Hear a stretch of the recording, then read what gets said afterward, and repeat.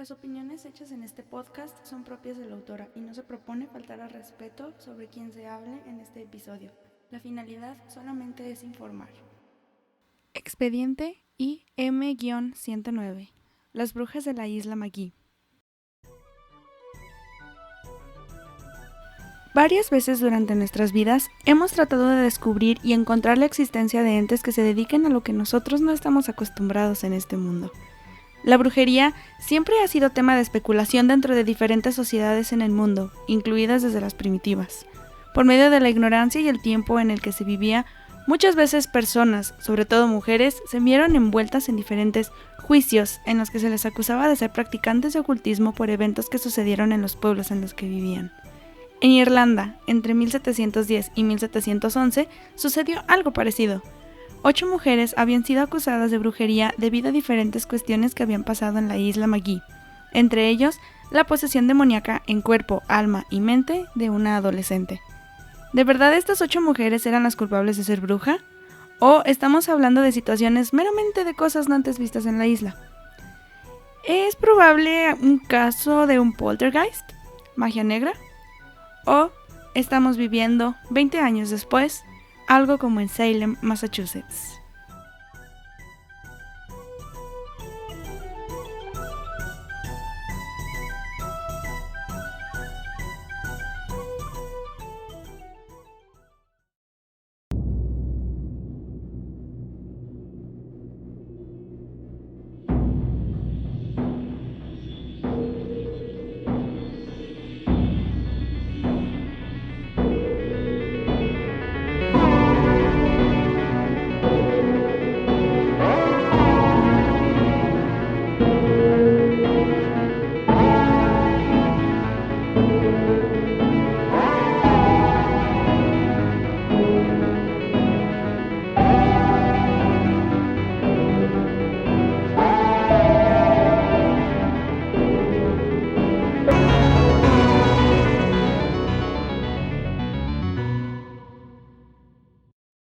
Bienvenidos a un nuevo episodio. Mi nombre es Angie y cada mes escojo un tema nuevo del cual cada semana me pongo a platicar sobre casos que me han llamado la atención y se me hacen interesantes. Ya puede ser crimen, misterio, fenómenos sobrenaturales o conspiraciones que ahora son parte de mi cuarto de expedientes. Nueva intro porque no me canso de no saber redactar. No se crean, ya tengo nueva intro porque la otra la leía y no me gustaba. Entonces la cambié y ahora está más chida. En fin, otro martes, nuevo mes, nuevo tema. Y esta vez le tocó a uno que me pidieron durante varias semanas. Bueno, no me pidieron, en específico me lo pidió una amiga porque subí en WhatsApp así de que ¿quién temas? Y en Facebook también, que me recomendaran temas. Y me pidieron esto. Entonces, ella, gracias a su gran interés en esto, fue uno muy genial. Y entre ellos también me sugirieron temas muy famosos, pero de esto vamos a hablar ya después y ustedes se van a dar cuenta. Pero esta vez Angie les va a platicar de algo sumamente interesante, algo de lo que muchas veces hemos tenido duda a lo largo del tiempo y muchas personas de hecho fueron víctimas de actos de odio por la propia ignorancia. Y nos vamos a dar cuenta. Como bien lo leyeron en el título, estos días me voy a concentrar en brujería. Ha sido honestamente algo sugerido, también el ocultismo, magia negra, cosas así. Entonces creo que voy a darle prioridad a todo esto de la brujería y darle la oportunidad a esto, neta me encantó porque adentrarme en este mundo fue increíble, lo amé. He aprendido demasiadas cosas, historia, de los hechizos, cosas así y me gustó mucho aprender, sobre todo, mucho, está genial. Aunque no me voy a centrar en casos tan antiguos, poquito, pero no tanto. Tampoco me voy a ir a cosas tan modernas, así tan recientes, pero espero que este mes les guste de lo que les voy a platicar y pues no me queda más que agradecerles una vez más por el gran apoyo que he estado recibiendo, porque en redes sociales me están mandando mensajes, sugiriendo casos, en Facebook, en Twitter, en Instagram, en todos lados ya me dicen cada día qué quieren de lo que hable y me agrada. Y a lo largo de lo que he estado trabajando estos 2 meses ha sido genial. Neta, gracias. Ha sido, creo que un sueño que he querido desde hace mucho tiempo y se está volviendo realidad. Neta, muchísimas gracias. Pero ya voy a dejar de lado mi modo cursi y nos vamos a poner y adentrar en lo que nos gusta, lo jugoso del episodio. Y hoy va a ser un poquito diferente porque la información sobre este tema es escaso. O sea, la información es escasa, no hay tanto, por lo mismo de que es un caso viejo y ya después ustedes se van a dar cuenta del por qué tampoco hay tanta información. Pero no me impidió encontrar todo lo necesario para llenar por lo menos 40 minutos de audio y vamos a ir abriendo nuestro expediente. Hablar de brujería hoy de por sí ya pues para muchas personas es extraño porque ignorancia, miedo, cualquiera de las cosas que se divaguen y porque pues fake news, ¿no? Siempre pasa, siempre debe haber alguien que dice fake news. Y mucho se ha dudado de la existencia de brujas o la creencia en cuestiones de estas, por lo que les voy a decir una cosa. En Irlanda, como muchos sabemos, se ha visto que ha sido pionero de estas cosas o de estas situaciones y muchas veces no se habla de ello porque la época en la que esto sucedió estaba ligado con la conquista y la colonia de este país. Sí fueron conquistados y por eso son parte del Reino Unido, por si no lo sabían. Nuestra historia toma lugar en Irlanda del Norte, que sí es parte del Reino Unido, o más específico en la isla Magee, una pequeña península que desprende del país, les voy a dejar el mapita, y que no tiene como tal mucha información o mucho que saber de ellos. O sea, si literal se meten a su página, no sé, de Wikipedia, lo más interesante que tienen es de que puedes ir a pescar. Y ya. O puedes irte en una canoa. O un bote. Y ya. Y ver el mar. Pero no hay como tanto. Solamente un peculiar acontecimiento que la hace famosa. Las brujas de la isla Magee es más que un relato, es más una leyenda, la verdad, porque ha sido algo que se volvió parte del folclore de Irlanda, porque como pasó en Salem, Massachusetts, fue el último juicio que se llevó a cabo bajo el crimen, entre comillas, de brujería en el país. La única diferencia aquí es de que fue el único que hubo. No hubo más, como en Inglaterra o en Estados Unidos. Entonces, en Irlanda nada más pasó uno de lo que se tiene como registro. Solamente hubo un juicio de brujería y fue el de las brujas de la isla Magee. Pero para poder hablar de esto, pues hay que recordar desde la llegada de la conquista de los cristianos, sobre todo presbiterianos. Por si no recordaban, los presbiterianos son los que hablé en la David Koresh. Recomendable ese episodio. Pero aquí hay que ver que estamos hablando de cristianos contra protestantes, una rama. Pero lo que no hay que olvidar es que se volvió una parte esencial de la historia del país, por lo que esta vez no les voy a hablar de la biografía de alguien, porque no hay registro de una biografía, pero existe un detrás de la creencia de que un país tan pequeño como Irlanda tendría existencia de brujería. Y aquí les va. Interesante.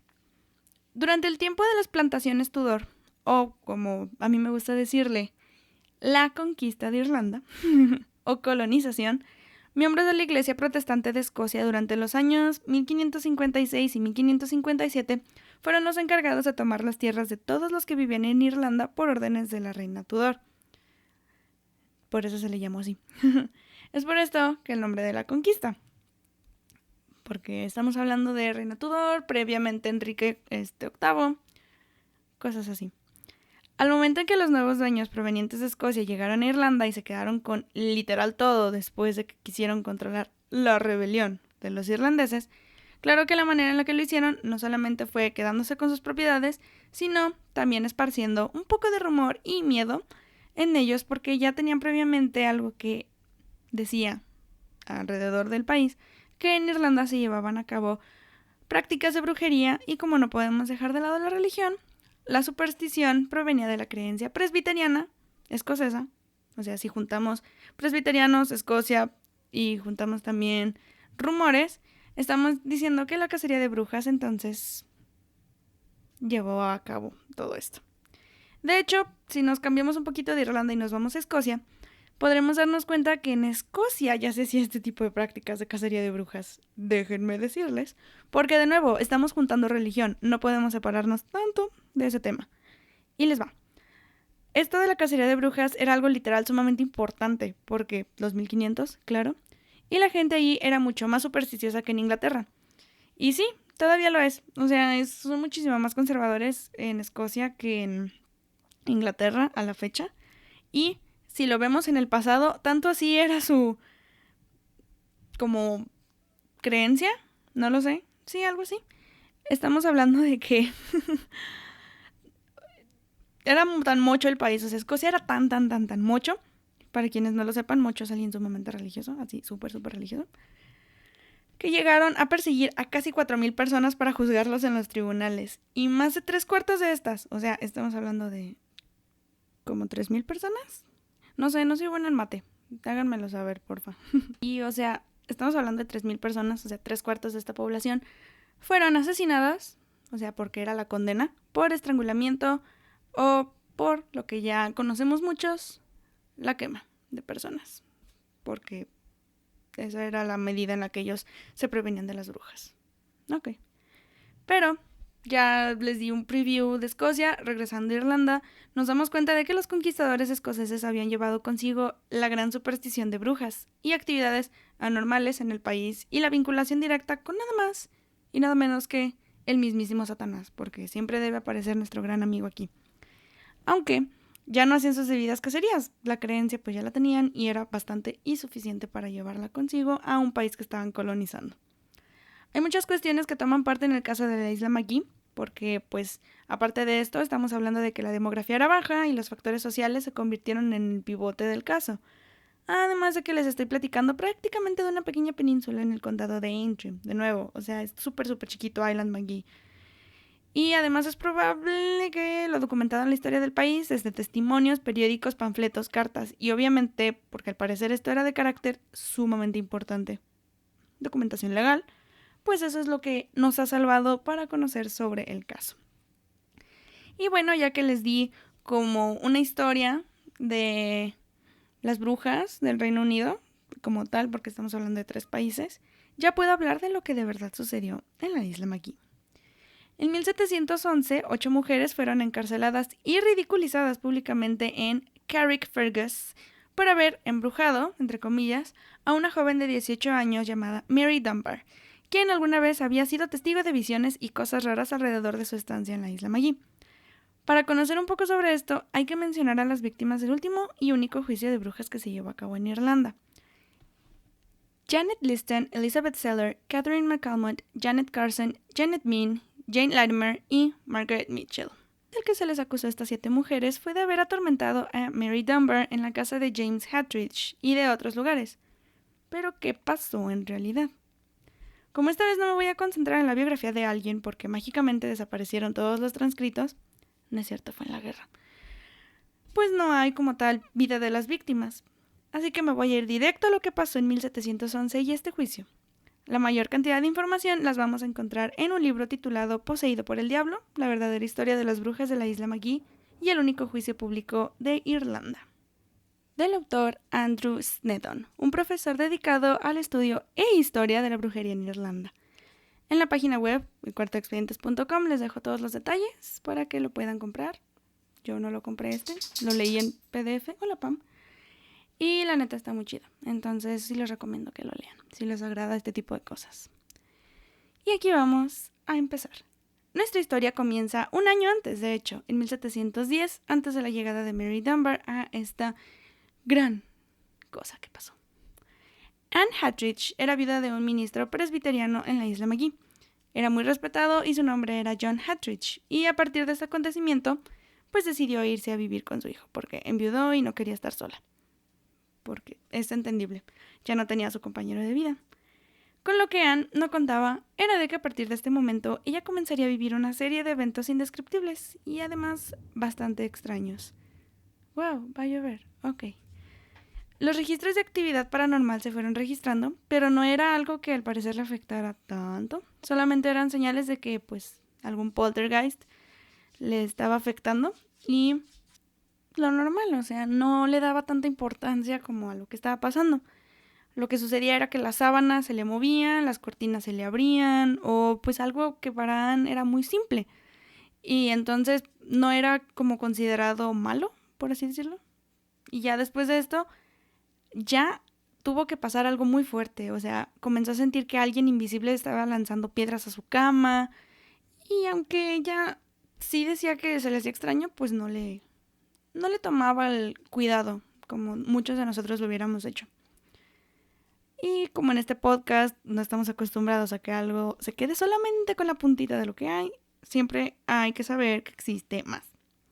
En diciembre de 1710, ya después de que Anne Haltridge había sido molestada mucho por ese poltergeist, pues ya como que ella comenzaba a sentirse un poco extraña con los acontecimientos que estaban sucediendo en la casa y no parecía que esto mejorara, porque no sé quién piensa que con un poltergeist las cosas mejoran, ¿verdad? Pero pues así ella lo creyó.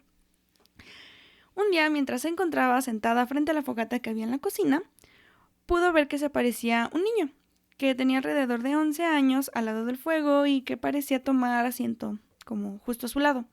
Tenía el pelo negro, un chaleco y una gorra desgastados y una cobija que al parecer cubría completamente su cara, por lo que no podía verlo.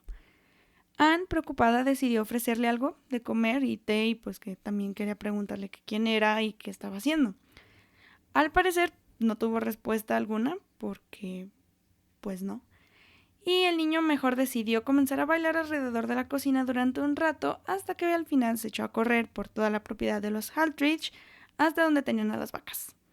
Anne mandó a atrapar al niño, ya pues a sus sirvientes los mandó a decir, ¡hey, atrápenlo! Pero no tuvieron suerte y no encontraron al niño. Mientras regresaban con Anne, el pequeño reapareció al lado de ellos y se puso a bailar otra vez. Intentaron cacharlo, pero hubo un peculiar trabajador que gritó al ver a uno de los perros de cacería de James, avisando que él había llegado cuando el niño desapareció.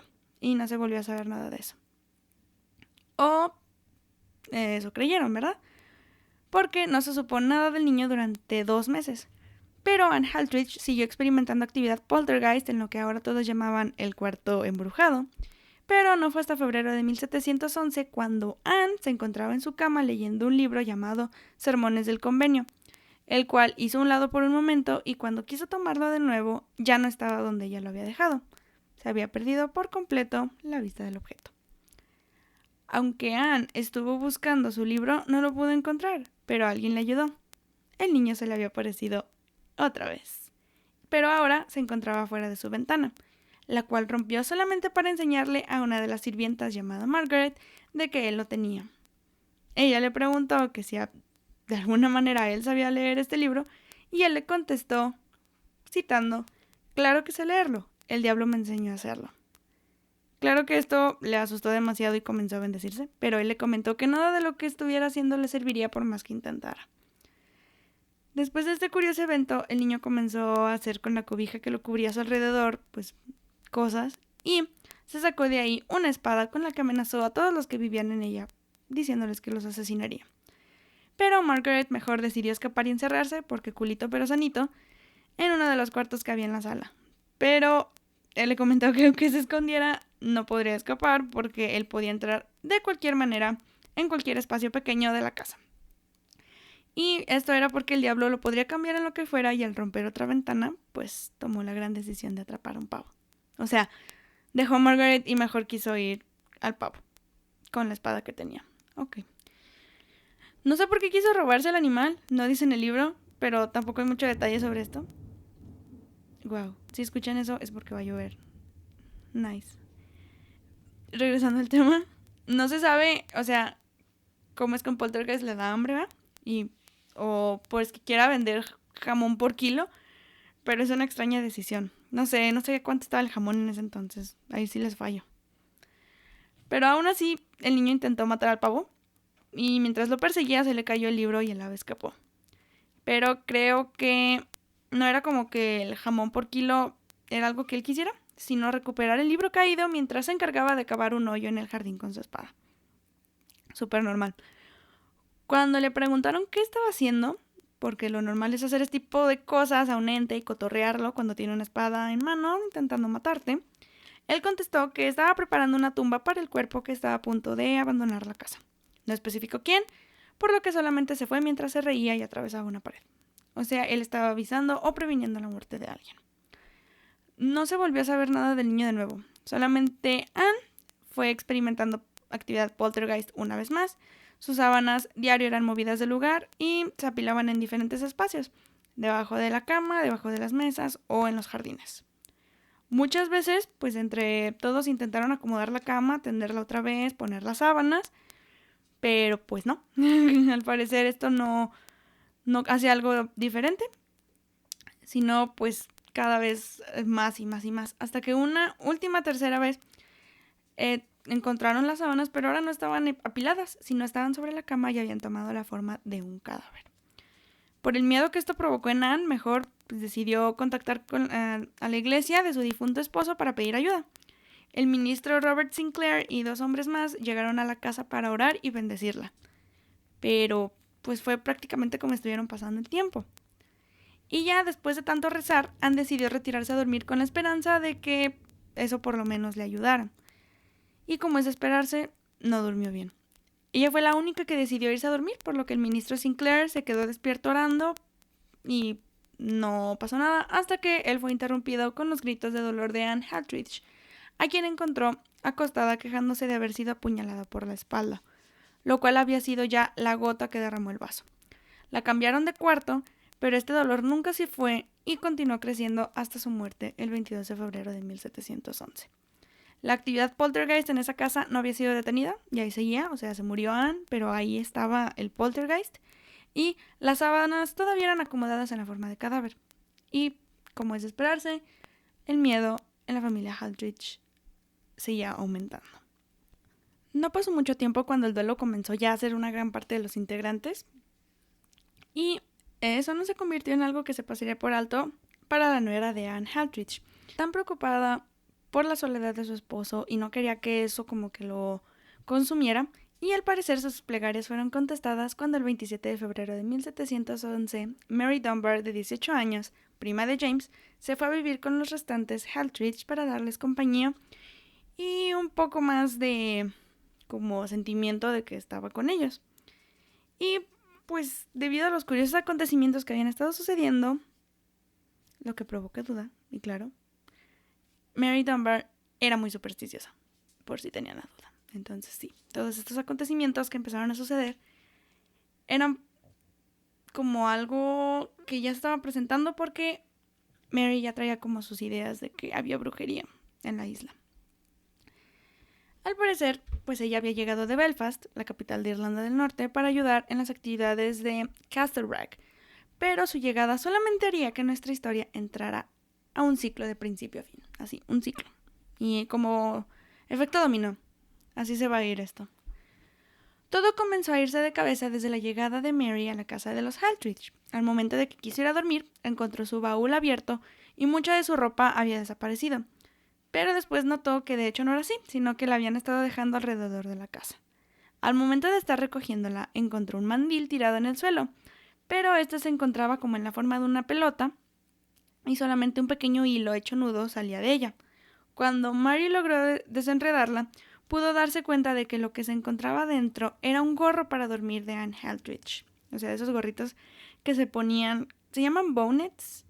Entonces es lo que se ponen, por ejemplo, las personas que tienen afro, esos se lo ponen para no lastimarse o no maltratar el afro. Entonces es más o menos eso. Y obviamente la reacción de Mary fue de horror y lo primero en lo que pensó fue de que en efecto se encontraban rodeados de energía malévola y que alguien estaba detrás de las atrocidades que estaban sucediendo. O sea, básicamente alguien los había embrujado. Así de fácil. Mary, al ser una persona de carácter sumamente fuerte, era una mujer que nunca callaba lo que pensaba y pues en una época como lo que le estoy hablando podría determinarse como que si era como esta superstición lo que le daba el apoyo para poder expresarse. Pero no podemos llegar a una conclusión tan clara, ya que las opiniones tanto del libro como lo que literalmente todos los periódicos de Irlanda dicen se van en contra de Mary. Entonces no podemos determinar al 100% si ella era una persona que tenía o sufría de alguna enfermedad psicosomática o si tenía algún tipo de efectos o si solamente ella lo que quería por su superstición y por ser tan religiosa quería como dar o conocer lo que pasaba. Pero en fin, dándole un poco de seguimiento, vamos dándole más. Ok, mucha lluvia. No está lloviendo, solo truena. ¿Qué rayos? Después de haber visto el gorro de pijama de Anne, Mary comenzó a comportarse de una manera extraña. Se salió completamente de control su conducta, desde gritar maldiciones, amenazas, aventando cosas, vomitando vidrios, plumas, etc. O sea, todo esto comenzó a pasar. O sea, después de lo del gorro, todo esto se empezó a desencadenar. Y entre todo esto, ella afirmaba haber visto al mismo niño que todos en la casa ya conocían. Pero no solamente esto era lo que le alteraba el orden. ¿Les parece similar? Así es, esto mismo había sido descrito en los juicios de las brujas de Salem, Massachusetts. 20 años antes, y claro, en nuestro país, dedicado a la cacería de brujas, Escocia. Una noche, Mary dijo haber visto a 3 mujeres entrar a su cuarto y haberla apuñalado en la pierna. Al decir esto, logró describirlas con lujo de detalle, pero no quedó todo ahí. De hecho, las cosas se pusieron cada vez más interesantes. Cuando recuperó la cordura después de su trance y su shock, Mary terminó no solamente afirmando que fueron 3, sino 8 mujeres las que habían estado atormentándola y que podía verlas ponerse de acuerdo para embrujarla, ya que sentía mucho repudio cuando cualquier miembro de la iglesia se presentaba a la casa. Mary, completamente lúcida, logró nombrar perfectamente a las mujeres que estaban planeando, entre comillas, lo peor para su destino. Ellas eran Jane Liston, Elizabeth Seller, Catherine McClelmont, Janet Carson, Janet Mean, Janet Latimer y una a la que solamente logró llamar Miss Anne. Aunque sé que para muchos nos es como en estos tiempos difícil de creer, a Mary Dunbar la consideraban una persona muy importante en la isla Magee porque era de ascendencia escocesa, porque era presbiteriana, muy religiosa y era alguien que ya llegaba con la superstición de la cacería de brujas. Entonces, en cuanto ella dijo que estaba siendo embrujada, muchas personas le creyeron y pues el pensar que había brujería en el lugar no fue dejado de lado. Entonces ya no había como que duda alguna de lo que estaba sucediendo. Y que en efecto todo lo que le estaba pasando y lo que decía era verdad. Y es a partir de aquí que, por las 2 personas afectadas, los raros acontecimientos que sucedían y por la gran reputación de los Haltridge, porque religiosos, la sintomatología de posesiones demoníacas fueron suficientes para que ya no fuera tomado a la ligera y los problemas legales surgieran. El alcalde de la isla Magee, por medio de una orden de cateo, había ya mandado arrestar a las 8 sospechosas de tomar parte en brujería. No sé si se dieron cuenta, pero siempre les he hablado de 8 y les mencioné 8. Y solamente dije hace ratito a 7, porque ahí les va. Mary Dunbar contó que al final reconoció a la llamada Miss Anne, a quien le pudo comprobar su identidad y terminó siendo Margaret Mitchell. Las 8 mujeres escritas por Mary Dunbar fueron arrestadas y llevadas al tribunal de Carrickfergus ante los jueces Upton y McCartney. Y es a partir de aquí que es más que evidente que la superstición de las personas, las ganas de en serio hacer una cacería de brujas, y la reputación de los Haltridge se hicieron más que una realidad. Y era tiempo de lo que conocido antes era la justicia. Entonces, no me di a entender. Básicamente querían hacer justicia para las mujeres que supuestamente estaban haciendo brujería. No estoy muy segura de cómo era el sistema judicial de Irlanda en ese entonces, ya que todavía se estaba como asentando un poquito el common law, por lo que ha habido ciertas modificaciones, pero de lo que sí estoy segura es de que durante todo el juicio la evidencia que se presentó, en mi opinión, muy personal, fue algo completamente circunstancial. Estoy hablando del vómito de Mary, los vidrios y las plumas, que al parecer eso lo utilizó, y las declaraciones de diferentes miembros de la familia y amigos cercanos. Pero como tal, Dunbar no pudo como dar evidencia clara ante los jueces. Las únicas declaraciones que se tenían no eran tan consistentes. La primera era de un testigo común llamado James Hill, quien dijo que pues una vez fue a la casa de su amigo William Seller, a la cual llegó una mujer llamada Mary Main y que pidió hablar directamente con una de las acusadas, Janet Liston, porque desde hace tiempo quería ir a la casa de los Haltridge para ver a Mary Dunbar, ya que supuestamente había una plaga demoníaca apoderándose de ella y que o era Dios o era el diablo, pero que algo estaba siendo parte de las decisiones de ellos. Sé que no tiene como tal mucho sentido, pero si lo vemos en retrospectiva, podemos analizar que estaban hablando de cosas relacionadas con las creencias directas de Mary Dunbar y su linaje. Y entonces estamos hablando de la superstición.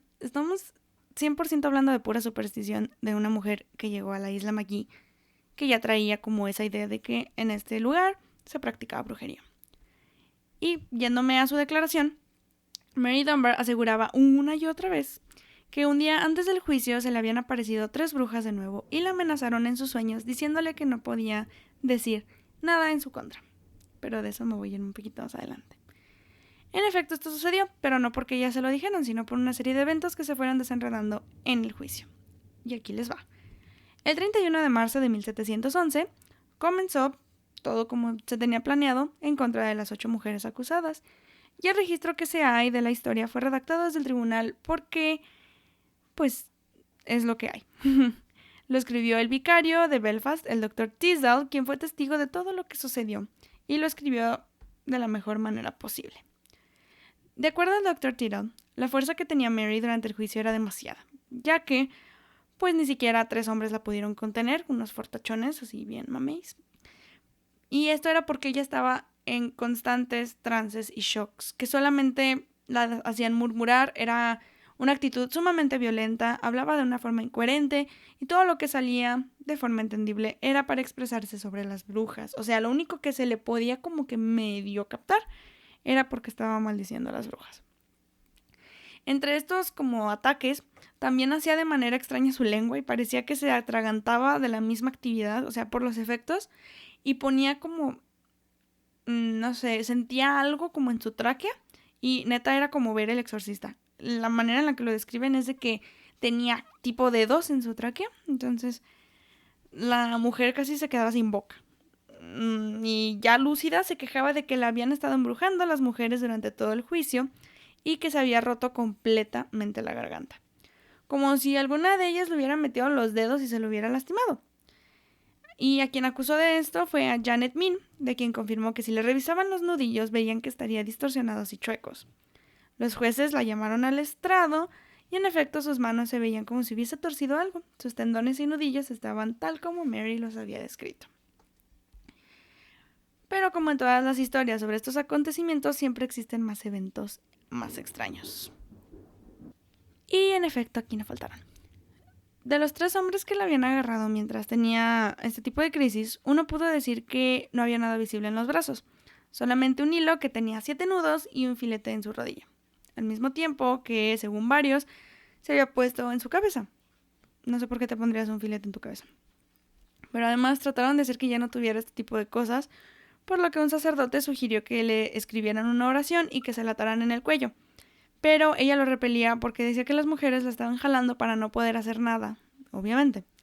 Y de nuevo, en su lucidez, Mary afirmó que ella invocó a Dios y así las brujas dejaron de atormentarla.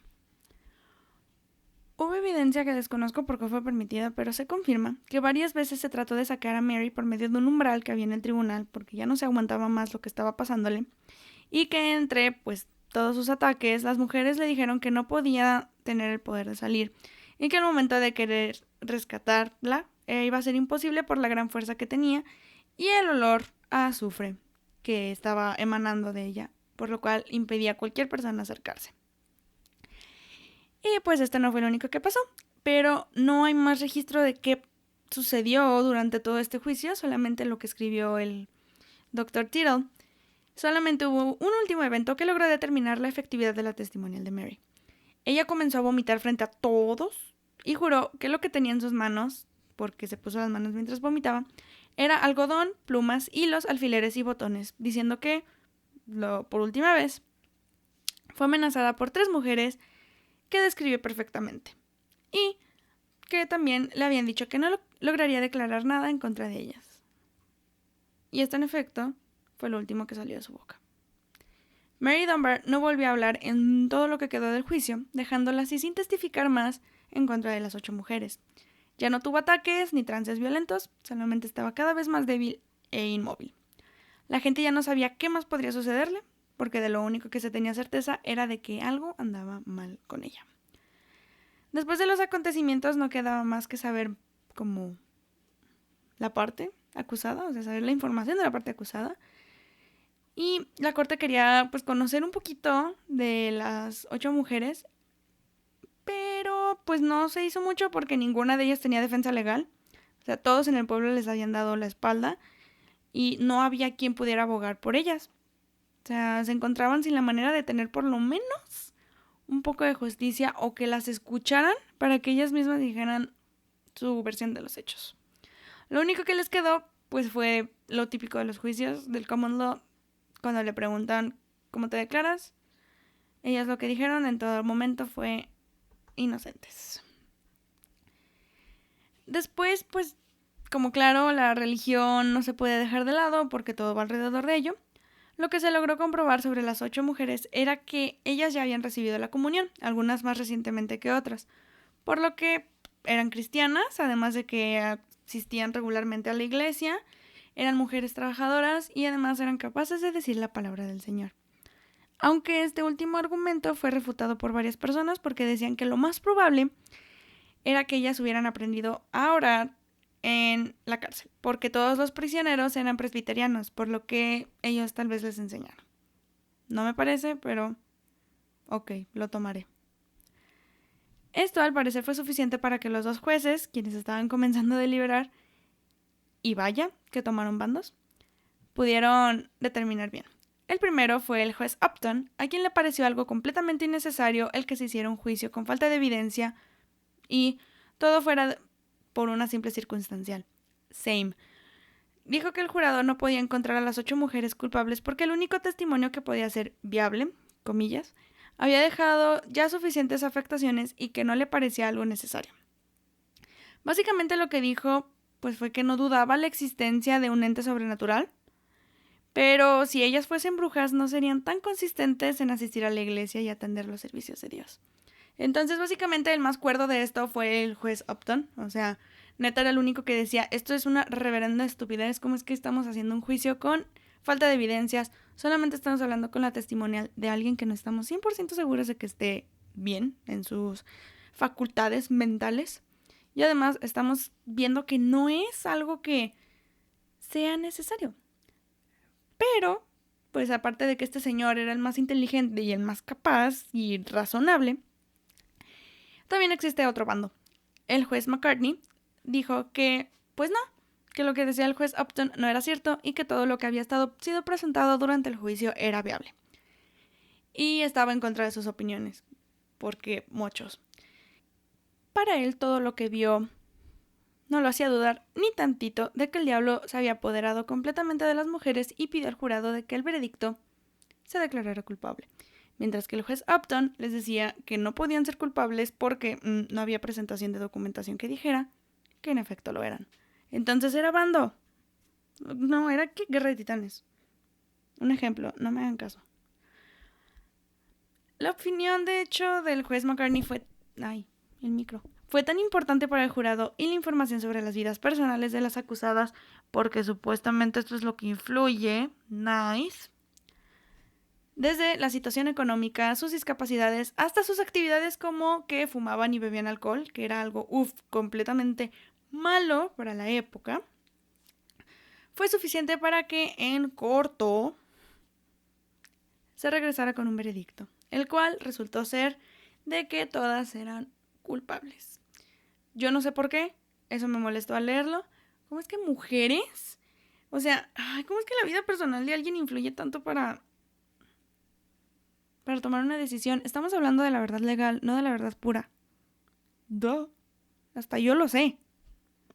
O sea, estamos hablando aquí de cuestiones muy importantes porque desde entonces estaba viendo que el único cuerdo aquí era el juez Upton y era el que decía, yo no puedo juzgarlas así, no hay evidencia. Y el otro decía, sí la hay.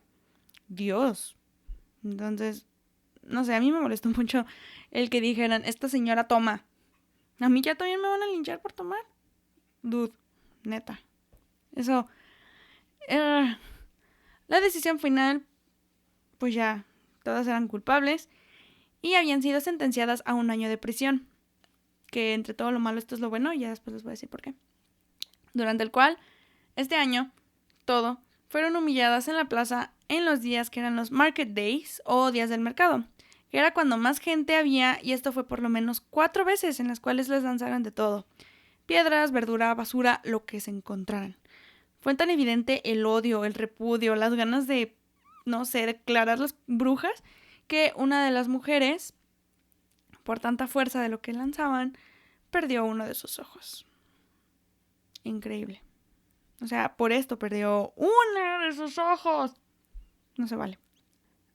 Desafortunadamente mucho se perdió en los tribunales de Carrickfergus porque un incendio quemó todos los registros que había de los prisioneros después de la Guerra Civil de Irlanda. Por eso les decía que mucha de la información que yo necesitaba no la encontré por esto, porque hubo una guerra, la Guerra Civil, y sí, se perdió demasiado. Entonces, de la vida de las 8 mujeres, Janet Liston, Elizabeth Seller, Catherine McAlmont, Janet Carson, Janet Mean, Janet Latimer y Margaret Mitchell, y de Mary Dunbar, claro, se desconoce por completo. Pero yo creo que si se llegaron a ver alguna vez después de este juicio, no debe haber sido muy nice. Sí debe haber sido incómodo y extraño.